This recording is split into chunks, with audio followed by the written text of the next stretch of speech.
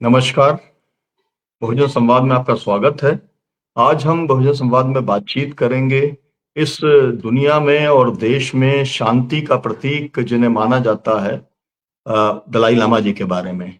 1990 वर्ष के वो होने जा रहे हैं। इस अवसर पर पूरे देश और दुनिया में तमाम सारे समारोह हो रहे हैं। दलाई लामा जी का जो पूरे दुनिया के अंदर एक कंट्रीब्यूशन है, कि उन्होंने अपनी पॉलिटिक्स से आगे उन्होंने पीस को रखने का काम किया। चीन ने खदेड़ा और भारत ने उनको प्रश्रय दिया। भारत के अंदर निर्वासित सरकार जो है बनी, वो सरकार आज भी काम करती है। उसके जो हमारे स्पीकर रहे हैं वो आचार्य जी आज हमारे साथ में हैं। और भारत तिब्बत मैत्री को लेकर के जो एक समाजवादियों का योगदान रहा, शुरू से लेकर के जब दलाई लामा जी आए तब भी समाजवादियों ने तिब्बत की आजादी को अपना माना। बाद में भारत की पार्लियामेंट ने भी उसके अंदर एक बड़ी भूमिका निभाई। ऑल पार्टी एक तरीके से सहयोग और समर्थन की बात तिब्बत के लिए हुई। आज क्या स्थिति है और कैसे 90वां जन्मदिन पूरे दुनिया और देश के अंदर मनाया जाएगा, इसके ऊपर हम लोग चर्चा करेंगे। दलाई लामा होने का क्या महत्व है, इसके ऊपर हम लोग बातचीत करेंगे। आपका बहुत बहुत स्वागत है यश आचार्य जी, और साथ में professor Anand ji. Professor Anand ji JNU के भी प्रेसिडेंट रहे, उनके टीचर्स के भी प्रेसिडेंट रहे, सोशलॉजी कांग्रेस के भी प्रेसिडेंट रहे, और देश के जो प्रमुख समाजवादी चिंतक हैं उसके तौर पर उन्हें जाना जाता है। और एक समाजवादियों का जो एक सपोर्ट ग्रुप पूरे देश के अंदर चलता रहा, उसको आप लीड करने वाले हैं प्रोफेसर आनंद कुमार जी। आपका बहुत स्वागत है। तो मैं चाहूंगा कि आप ही से शुरू किया जाए। आप अभी धारवाड़ में हैं, लेकिन समय आपने निकाला है, तो आप बताएं कि दलाई लामा होने का क्या महत्व है, दलाई लामा का कंट्रीब्यूशन क्या है, और जो है आप इसको किस दृष्टि से देखते हैं, क्योंकि नया उत्तराधिकारी भी चुनने की बात चल रही है, वो एक काफी बड़ी कंट्रोवर्सी भी है। इस सब पर आप क्या कहेंगे प्रोफेसर आनंद? अनम्यूट कर लीजिए आप प्रोफेसर।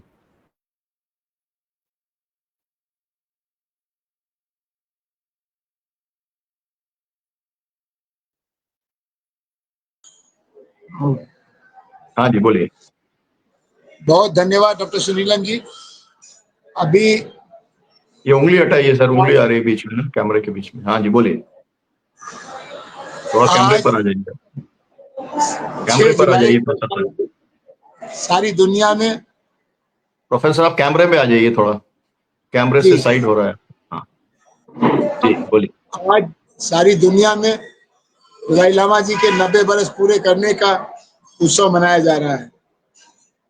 दलाई लामा तिब्बत की संस्कृति और अस्मिता के प्रतीक हैं। तिब्बत बौद्ध धर्म के अनुयायियों का देश है। इसका इतिहास विद्या और साधना का इतिहास रहा है। लेकिन 1959 में तिब्बत पर चीन ने कब्जा किया और दलाई लामा जी को भारत में शरण लेनी पड़ी, क्योंकि तिब्बत में बौद्ध धर्म का संदेश भारत के जरिए गया। बिहार के नालंदा परंपरा उनका मूलाधार है। इसलिए यह स्वाभाविक था कि जब अपने घर पर गलत लोगों का कब्जा हो गया हो तो अपने गुरु के घर में शरण ली जाए।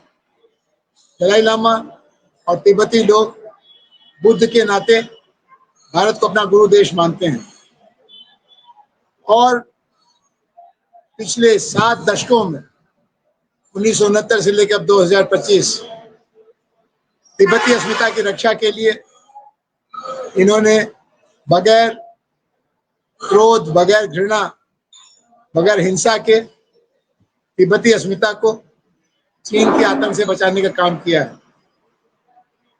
दलाई लामा ने पिछले 90 बरस की जीवन यात्रा में 4 भूमिकाएं सफलतापूर्वक निभाई हैं। वो कहते हैं पहले तो मैं एक बौद्ध भिक्षु हूँ, दूसरे मैं तिब्बती हूँ, तीसरे मैं मनुष्य हूँ और चौथे मैं एक जीव हूँ। जीव मात्र की रक्षा मेरा मानवीय कर्तव्य है, क्योंकि मनुष्य विवेक के साथ लैस होकर के पूरे प्रकृति में सबसे ज्यादा सक्षम प्राणी बनाया गया। पर्यावरण आंदोलन दलाई लामा का आभारी है। मनुष्य के नाते मैत्री और करुणा बजाय युद्ध और घृणा के, ये मनुष्य का सहज संदेश है। हर धर्म की यही सिखावन है। बौद्ध धर्म का तो विशेष आग्रह है। तो मनुष्यों के बीच में मैत्री का भी काम तिब्बती लोगों ने किया, दलाई लामा उसके नायक। तीसरे, तिब्बती होने के नाते अपने राष्ट्र की रक्षा बगैर दूसरे राष्ट्रों से युद्ध किए हुए, दूसरे राष्ट्रों से हिंसा किए हुए, ये भी उनका कर्तव्य है। पिछले 1959-60 से अभी 2025 तक लगातार तिब्बत के अंदर, तिब्बत के बाहर तिब्बती अस्मिता की रक्षा का अभियान चल रहा है। कम से कम तिब्बत के बाहर जो लगभग 1 लाख शरणार्थी हैं, उन्होंने अपनी भाषा को बचा के रखा है, अपने धर्म ग्रंथों को बचा के रखा है, अपनी साधना परंपरा को बचा के रखा है और पिछले 6 दशकों में तिब्बत एक अनजान संस्कृति और राष्ट्रीयता की बजाय दुनिया में इसमें सबसे चर्चित पराधीन राष्ट्र के तौर पर है। उसका श्रेय तिब्बती लोगों को जाता है और उनके नायक दलाई लामा को जाता है। और बौद्ध भिक्षु के नाते उन्होंने यूरोप, अमेरिका, अफ्रीका, एशिया के तमाम देशों में घूम घूम करके बुद्ध का संदेश फैलाया है, जिसकी वजह से आज यूरोप और अमेरिका में बौद्ध धर्म सबसे तेजी से फैल रहे चौथे धर्म के रूप में पहचान बना चुका है। दलाई लामा जी ने मनुष्य सभ्यता का जो संकट है उसको भी संबोधित किया। उनका मानना है कि हर मनुष्य सुख चाहता है, शांति चाहता है, और सुख और शांति के लिए आपको लालच छोड़नी पड़ेगी, वासना छोड़नी पड़ेगी, सबसे मित्र भाव बनाना पड़ेगा। और ये कठिन काम नहीं है, लेकिन आज मनुष्य धीरे धीरे युद्ध के जरिए, शस्त्र के जरिए, हिंसा के जरिए, बल के जरिए अपनी बात को मनवाने में लगा हुआ है। अभी भी आप देखें तो इस समय जब हम आप बात कर रहे हैं, दलाई लामा की 90 वर्षगांठ को मनाने जा रहे हैं, रूस और यूक्रेन में युद्ध चल रहा है, जबकि रूस और यूक्रेन 70 बरस तक एक सोवियत संघ का हिस्सा थे। क्यों ऐसा हो रहा है? इजराइल और ईरान में युद्ध चल रहा है, इसमें अमेरिका घी डालने का काम कर रहा है। भारत और पाकिस्तान करीब 72 घंटे तक एक दूसरे से उलझे रहे। उसके पहले पहलगाम में आतंकवादियों ने 26 निर्दोष मनुष्यों की पाकिस्तान के इशारे पर हत्या कर दी। तो दुनिया में बुद्ध के संदेश को फैलाना भी दलाई लामा ने अपना जिम्मा माना है और उसको फैलाने का काम कर रहे हैं। हमारी ये बहुत खुशी की बात यह है कि भारत की अन्य खूबियों के अलावा दुनिया में इस बात की प्रशंसा की जाती है कि चीन के पड़ोसी देश होने के बावजूद भारत ने पड़ोसी के धर्म को निभाया है। और दलाई लामा भी बार बार ये कहते हैं कि मेरा शरीर 25 बरस तक तो तिब्बती था, उसके बाद का सारा जीवन मेरा अन्न जल सब भारत का रहा है, इसलिए मैं भारत का बड़ा आभारी हूँ। और ये हम भारतीयों के लिए बड़े संतोष की बात है। भारत में भी जो गांधी मार्गी हैं, अम्बेडकरवादी हैं, समाजवादी हैं, वो दलाई लामा को बहुत अपनत्व के साथ, तिब्बती लोगों को बहुत अपनेपन के साथ संबंध बनाते हैं। तो इसलिए ये मैत्री लगातार मजबूत होती जा रही है। उसको शुरू तो किया जयप्रकाश नारायण राम मनोहर लोहिया ने, लेकिन पिछले 60 बरस में समाजवादी आंदोलन के अलग अलग दौर के नेताओं ने बहुत सहयोग किया, बहुत पहल किया। हाँ, कर्नाटक में कांग्रेस के नेता और मुख्यमंत्री निगप्पा जी ने भी बड़ा काम किया। हिमाचल प्रदेश में वीरभद्र सिंह ने भी काम किया। तो ये सर्वदलीय आग्रह है और इसके लिए राष्ट्रीय सहमति भी है। अभी मैं इतना ही कहना चाहूंगा। बहुत बहुत शुक्रिया आपका प्रोफेसर आनंद जी। आपने एक पूरी व्यापक जो दलाई लामा जी की दृष्टि है वो आपने बहुजन समाज के दर्शकों के सामने आपने साझा करने का काम किया है। और जो इस समय उसकी सबसे ज्यादा आवश्यकता है, क्योंकि पूरी दुनिया के अंदर युद्ध चल रहे हैं और हर जगह पर जो लोग शांति प्रेमी हैं वो लोग कहते हैं कि भाई तुरंत युद्ध विराम होना चाहिए। तो एक उम्मीद की किरण पूरी दुनिया के अंदर दिखलाई पड़ते हैं दलाई लामा जी। तो मैं अब आचार्य यशी जी के पास में आता हूं। मैं उनसे जानना चाहूंगा, क्योंकि वो एक कड़ी है। मुझे लगता है कि पूरे देश की जो सिविल सोसाइटी है और जो पॉलिटिकल पार्टीज हैं उनका और तिब्बतियों का जो रिश्ता है उस रिश्ते को लगातार नर्चर करने का काम, लगातार सबके साथ में संपर्क में रहने का काम। और संपर्क में ऐसा नहीं है कि केवल तिब्बती कार्यक्रमों में, हम लोगों के जो भी कार्यक्रम हैं, जन संगठनों के, जन आंदोलनों के, अलग अलग वैचारिक समूहों के जो भी कार्यक्रम हैं, आचार्य यशी जी उसके अंदर हर समय रहते हैं। हम उनके बहुत इस बात के लिए आभारी हैं और उन्होंने समय दिया है। मैं आचार्य जी आपसे मैं जानना चाहूंगा, आपने प्रोफेसर आनंद जी की बात सुनी होगी, तो इस समय क्या संदेश है जो है होलिनेस दलाई लामा जी का देश के लिए, दुनिया के लिए? जी आप सबसे अनम्यूट कर पहले लीजिए, बोलिए। हाँ बोलिए। सबसे पहले सबको नमस्कार और प्रणाम करना चाहूंगा। जैसे प्रोफेसर आनंद कुमार जी ने पूरे एक परिप्रेक्ष्य में परम पूज्य दलाई लामा जी का जन्म से लेकर वर्तमान 90 वर्ष की आयु तक का पूरे संघर्ष का यहाँ प्रकाश डाला है। परम पूज्य दलाई लामा जी का विशेष आज एक कल ही एक अपना ज्ञापन भविष्य गंदिन फोटांग या दलाई लामा के इंस्टीट्यूट और भविष्य में क्या रहेगा, कैसे रहेगा, और परम पूज्य दलाई लामा जी ने विशेष करके 1969 से लेकर एक विशेष अपना विचार और सोच, और 2011 में तो सभी धर्म, बौद्ध धर्म, तिब्बती बौद्ध धर्म के पद्धतियों का एक अधिवेशन हर 3 वर्ष में होता है।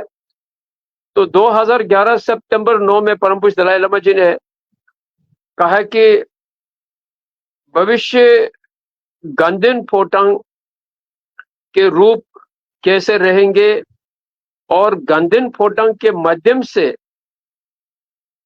आने वाले परम पूज्य दलाई लामा जी का भी या अवतार या एक संचालन वो पूरे प्रकाश 2011 में डाले थे। परंतु आज 90 वर्ष की आयु में परम पूज्य दलाई लामा जी ने कहा कि मैं 90 वर्ष की आयु में पहुंचने के बाद पूरे भविष्य गंदिन फोटांग और दलाई लामा जी के अवतार के रूप के निरंतर होगा नहीं होगा उस पर प्रकाश डालूंगा। ऐसा परम पूज्य दलाई लामा जी ने 2011 में भी कहा, निरंतर कहा, और कल ही 15वीं तिब्बती बौद्ध धर्म के सभी धर्म गुरुओं का सम्मेलन हो रहा है। ये 15वां है, धर्मशाला में भी हो रहा है। कल परम पूज्य दलाई लामा जी ने पूरा एक विशेष करके एक सूचना एक स्वरूप में प्रकाश डाला कि दलाई लामा के गंदिन फोटांग इंस्टीट्यूट निरंतर रहेगा। और इसका मतलब अभी चाइना जो चिंता कर रहा है कि दलाई लामा जी का अवतार वो भविष्य में घोषणा करेंगे, तो परम पूज्य दलाई लामा जी ने लिखित रूप से प्रकाश डाला है कि गंदिन फोटांग के अलावा परम पूज्य दलाई लामा जी के अवतार पर हस्तक्षेप कोई भी नहीं कर सकता है।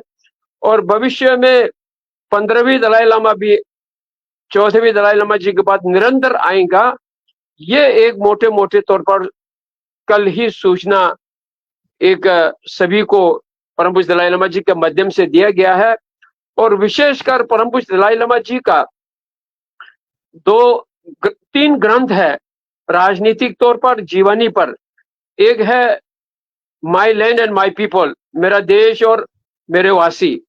उसमें पूरे तिब्बत के इतिहास से लेकर संघर्ष और कैसे रहा, चीन तिब्बत से निष्कासन कैसे हुआ, ये सब उसमें उल्लेखनीय है। दूसरा, फ्रीडम इन एग्जाइल में परम पूज्य दलाई लामा जी शरणार्थी में आने के बाद किस तरह लोगों से संपर्क हुआ, कैसे संघर्ष को जारी किया, किन किन लोगों ने योगदान दिया, कैसे योगदान मिला, आज कैसे परिप्रेक्ष्य में चल रहा है, ये सब फ्रीडम इन एग्जाइल में लिखा है। आज 70 वर्ष के बाद परम पूज्य दलाई लामा जी ने एक ग्रंथ का विमोचन किया।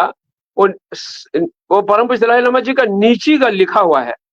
ये तीन ग्रंथ जो वो राजनीतिक के ग्रंथ है दलाई लामा जी का। The voice for the voiceless.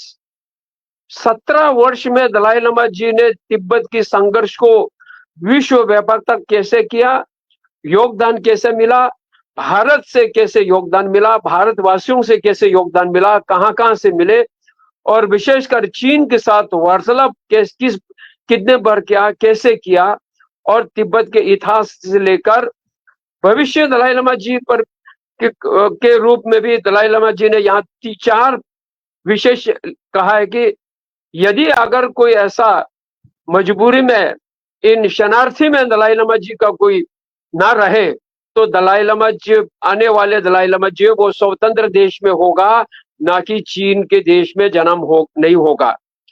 दूसरा, परम पूज्य दलाई लामा जी ने कहा कि मैं लिखित रूप से ऐसे रखूंगा कि भविष्य दलाई लामा जी कैसे होगा। तीसरा, दलाई लामा जी ने कहा कि गंदिन फोटांग के अलावा दलाई लामा जी के अवतार के खोज अन्य किसी को भी अधिकार नहीं है, ना हस्तक्षेप कर सकता है, ये चीन को संकेत दिया है। और चौथा जो दलाई लामा जी ने कहा है कि केवल तिब्बती वासियों नहीं, पूरे विश्व में जो मुझे चाहने वाले, मुझे जो जानने वाले, मेरे नजदीक और मुझे श्रद्धा करने वाले सभी लोगों ने मुझे पत्र लिखा है कि भविष्य दलाई लामा जी पर भी परम पूज्य दलाई लामा जी का बहुत ही गहर रूप से सहयोग चाहिए, और गंदिन फोटांग इंस्टीट्यूशन को एक निरंतर होने का अनुरोध किया है। और विशेष अधिवेशन 2019 में हुआ है। उस अधिवेशन को लेकर व्यक्तिगत और संस्था सभी लोगों के अनुरोध के अनुसार कल ही दलाई लामा जी ने एक ज्ञापन, एक स्टेटमेंट कल लोगों के सामने और विशेषकर अधिवेशन के लोगों को संदेश दिया है कि दलाई लामा जी का अवतार होगा, भविष्य में चीन को चिंता करने का आवश्यकता नहीं है। मेरे श्रद्धालुओं को विशेष करके कोई चिंता करने का जरूरत नहीं है।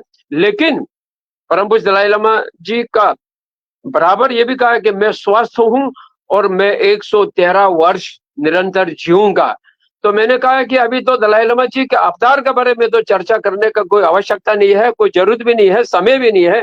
परंतु चीन के एक ऐसे रवैया को देखते हुए 2 पेंशन लामा बना दिया, राज धर्म को मान नहीं रहा है परंतु फिर पेंशन लामा बना दिया। अब दलाई लामा जी के खोज में भी वो लोग चिंता हो रहा है। दलाई लामा जी ने कहा कि यदि अगर मेरे खोज करना चाहता है तो पहले माओ त्से-तुंग और देंग शाओपिंग का अवतार खोजो, तब आप लोग लगे कि मेरे अवतार के बारे में लगे है। तो इस तरह की परम पूज्य दलाई लामा जी का अभी अधिवेशन चल रहा है, अधिवेशन हो रहा है। जब मैं डिप्टी स्पीकर था तो हम लोगों ने 2 अधिवेशन किया था। एक 26 देशों से तिब्बती लोगों का एक विशेष अधिवेशन हुआ था। उस समय ये अनुरोध था कि परम पूज्य दलाई लामा जी का अवतार निरंतर हो और गंदिन फोटांग का निरंतर हो इंस्टीट्यूशन।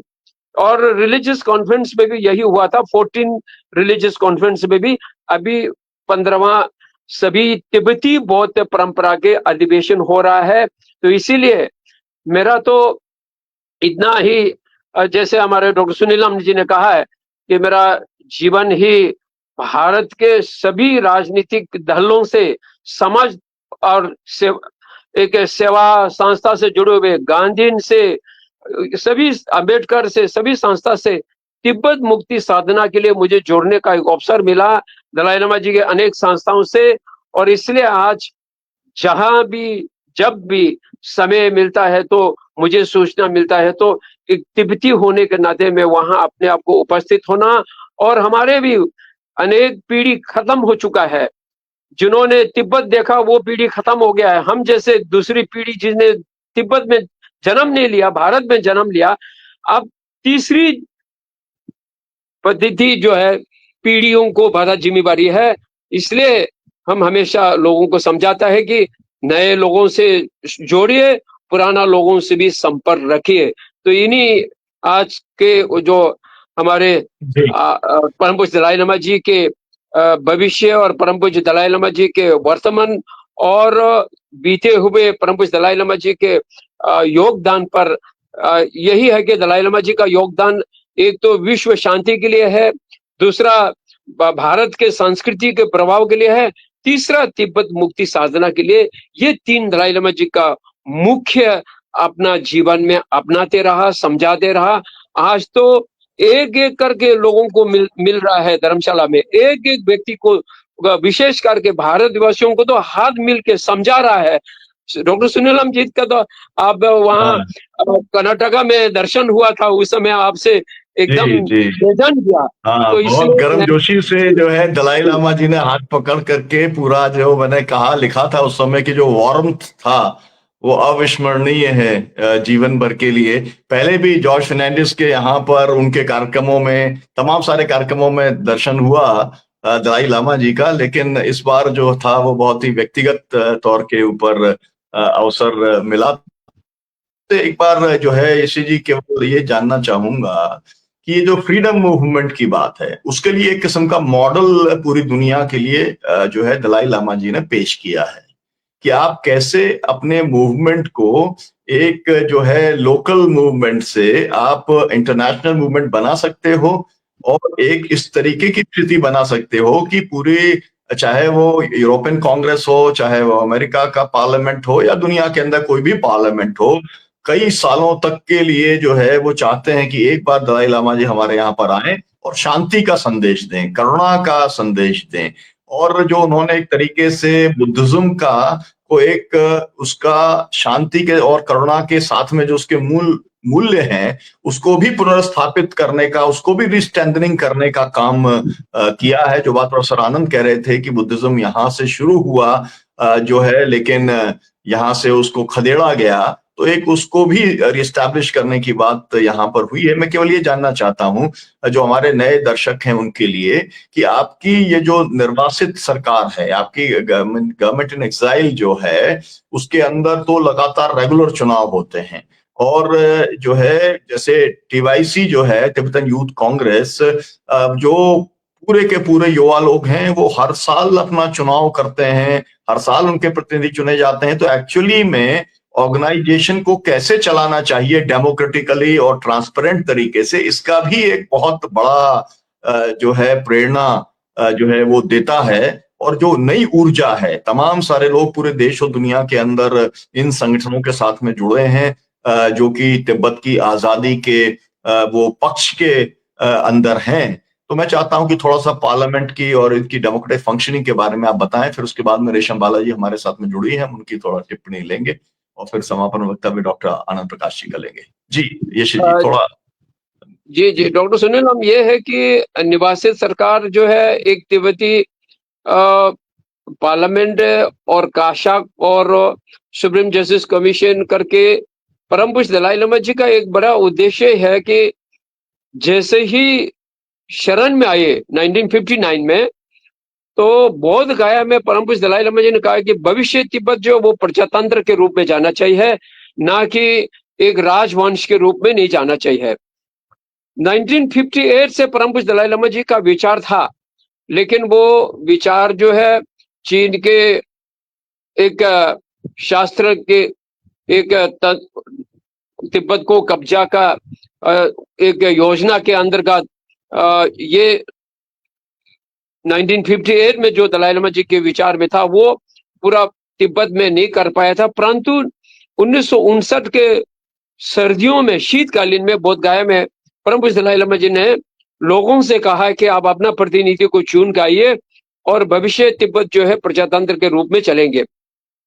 इसलिए ताकि ये भी दलाई लामा जी ने कहा है कि बिना मुझसे निर्बाध हुए, without only depend with one man, आप लोग संघर्ष आप लोगों के माध्यम से जारी होना चाहिए। ये भी परम पूज्य दलाई लामा जी ने बराबर संकेत दिया और कहा था। तो इसीलिए हमारे तो बहुत सारे संस्था है, महिला संघ है, तिब्बतन यूथ कांग्रेस है, तिब्बतन डेमोक्रेटिक पार्टी जो जिसमें मुझे संस्थापक भी हूँ, और बहुत सारे एसोसिएशन है।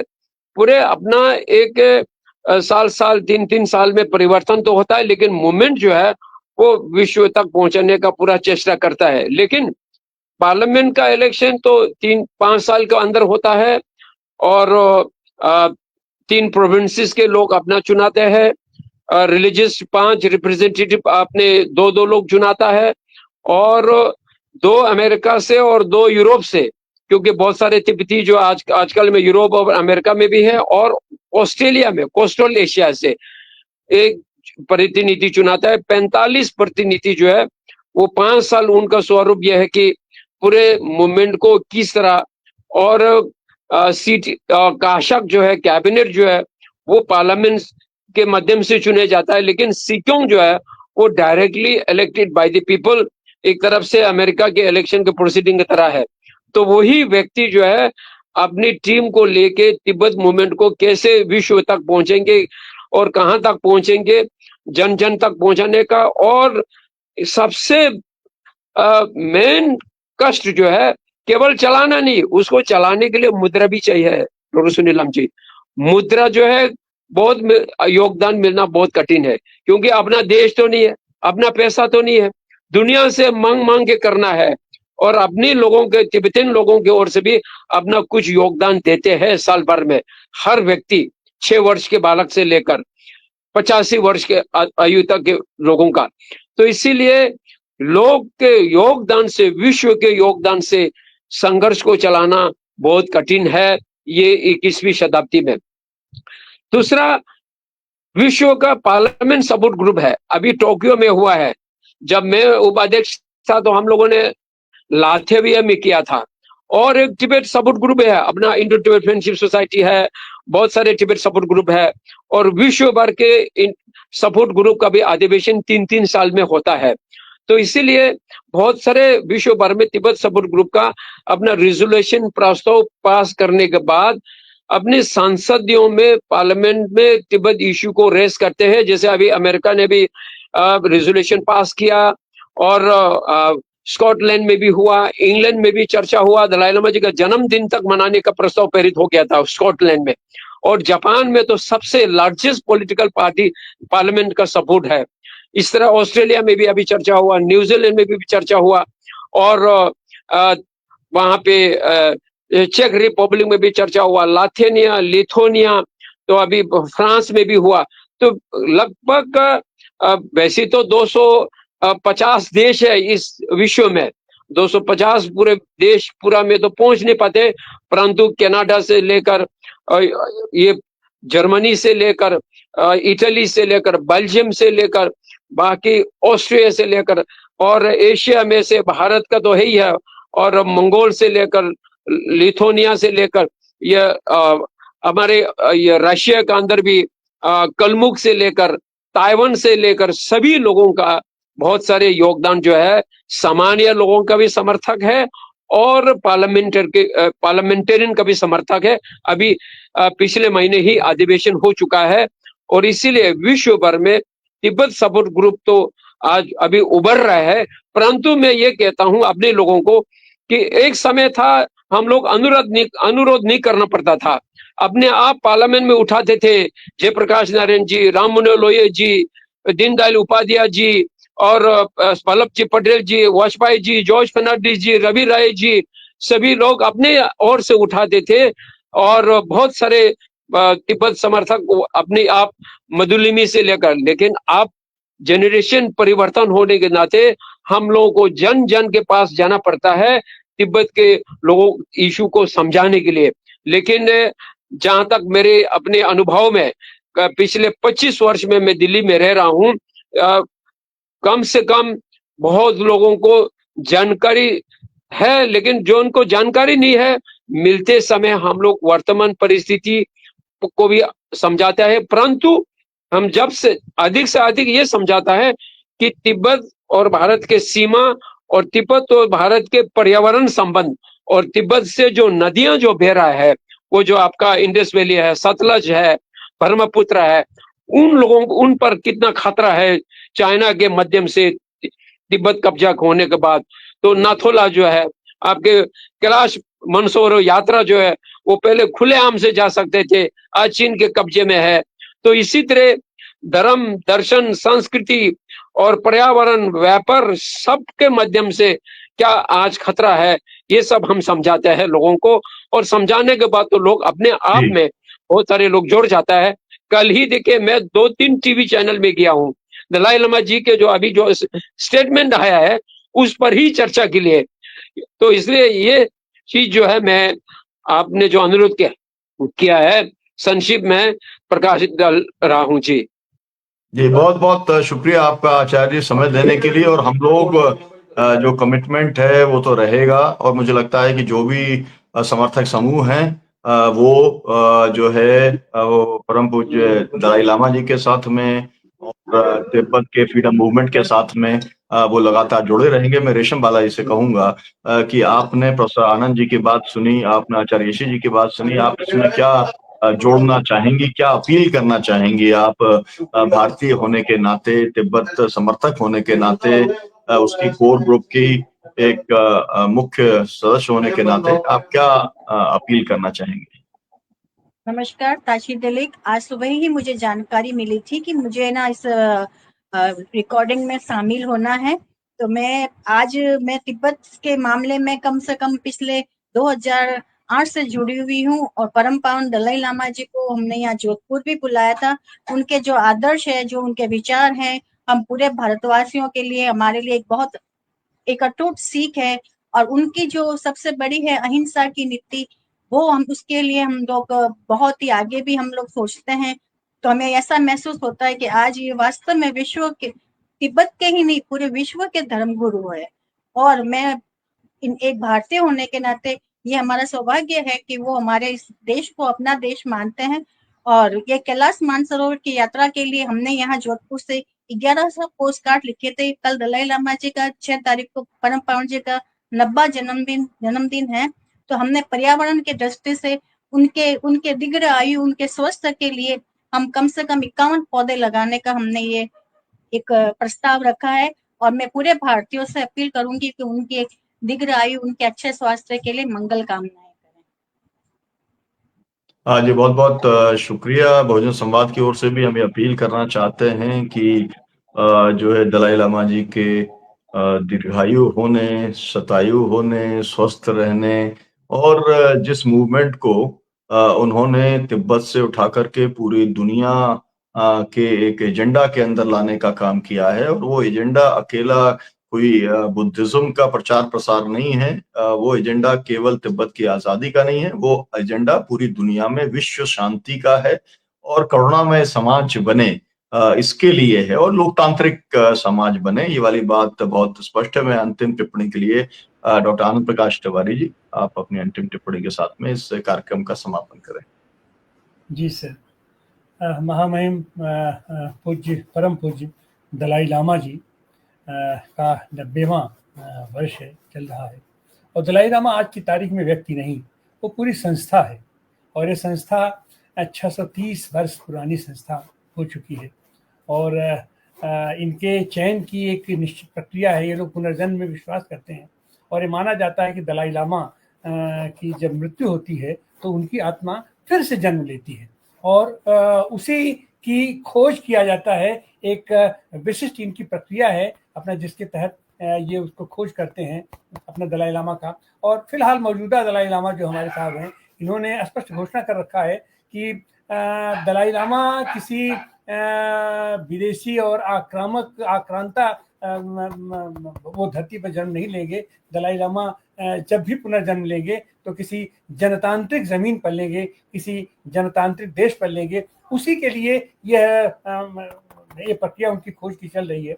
और खास करके मैं कहूँगा कि भारत के विदेश नीति का या दुनिया के लिए वो सबसे शर्मसार समय था जब चीन ने तिब्बत पर कब्जा कर लिया। चीन ने तिब्बत पर जो कब्जा किया, उसका सबसे प्रत्यक्ष जो प्रभाव पड़ा वो पड़ा भारत पर। भारत मतलब एक इतने बड़े देश की, कोई भी देश हो, बहुत लंबी सीमा रेखा उसकी नहीं होनी चाहिए। तिब्बत चीन और भारत के बीच में एक बफर स्टेट का काम करता था, लेकिन चीन ने उस पर जबरदस्ती अपना कब्जा किया और जो भी परिस्थितियां रही, लेकिन भारत की धरती पर तिब्बत को पूरा सम्मान के साथ हमने उसे आत्मसात किया, हमने उसको सम्मान के साथ अपनी जगह दी। और हम तो शुक्रगुजार हैं उनके कि हमारे बनारस में तिब्बतन यूनिवर्सिटी, जो उनकी सबसे बड़ी शैक्षिक संस्था है, हमारे बनारस में वो स्थापित हुई और आज की तारीख में भी उसका पूरा संचालन हो रहा है, उसकी शिक्षा दीक्षा का संचार होता है। और उनके संसद संचालन में हमारे बनारस का भी एक महत्वपूर्ण योगदान है, एक महत्वपूर्ण भूमिका है। और उस संदर्भ में हम कहना चाहेंगे आज की तारीख में कि चीन आज की तारीख में भी इतने दिनों के बाद भी उसकी दमन प्रक्रिया, शोषणकारी प्रक्रिया बंद नहीं हो रही है। चीन के अभी विदेश मंत्री जो उनके प्रवक्ता हैं, उन्होंने माओ निंग ने कहा है कि नहीं, दलाई लामा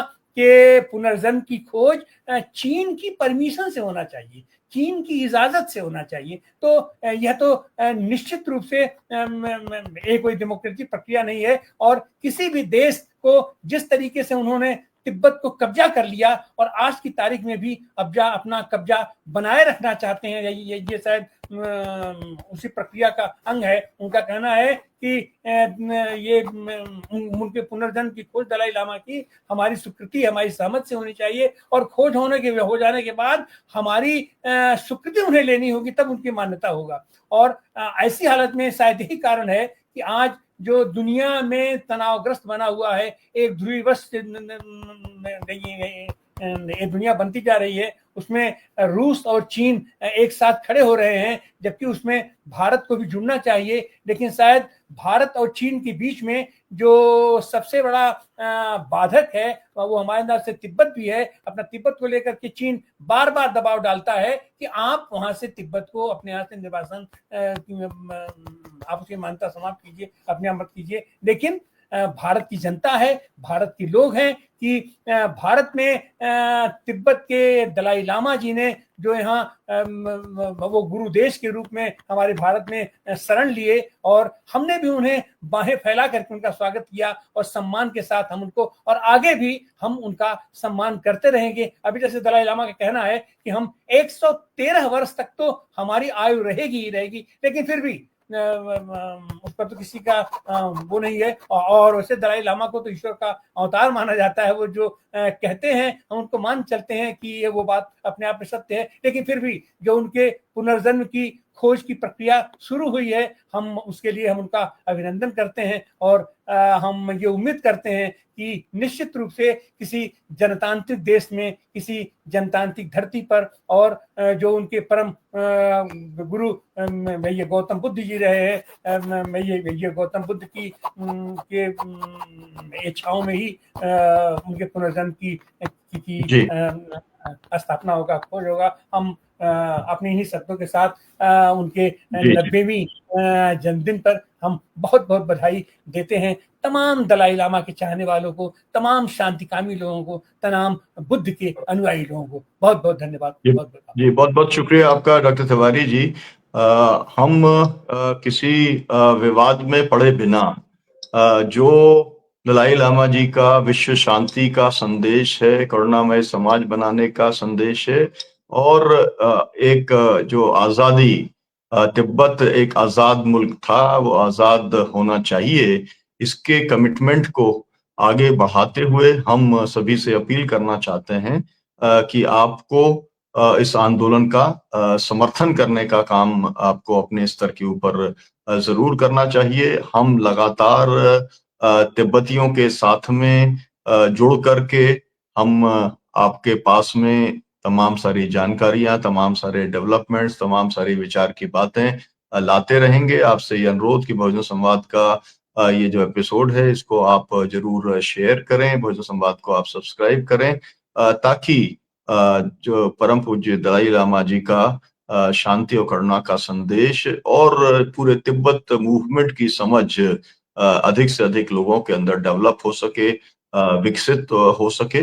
बहुत बहुत शुक्रिया, बहुत बहुत धन्यवाद प्रोफेसर आनंद जी।